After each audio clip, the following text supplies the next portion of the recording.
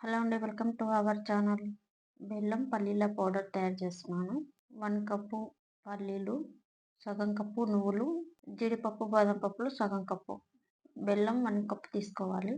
పల్లీలు, నువ్వులు, బాదం పప్పు, జీడిపప్పులు ఫ్రై చేసుకోవాలి. మనకు పట్టీలు తయారు చేసుకునే టైం ఉండదు కాబట్టి పౌడర్ తయారు చేసుకుంటున్నాను. రోజు ఒక స్పూను బ్రష్ చేసిన తర్వాత బరి కడుపున తినాలి. మనకు ఒంట్లో నీరసంగా ఉంటుంది కదా, రోజు ఒక స్పూన్ తినడం వల్ల 4 రోజులు అన్నం తినకుండా శరీరానికి బలాన్ని ఇస్తుంది. ఇలా మిక్సీకి పట్టుకొని పౌడర్ చేసుకున్నాను. నేను ఒక్కలుగా చేసుకున్నాను. కొద్దిగా 1 కప్పు బెల్లాన్ని వేసి కలుపుకోవాలి.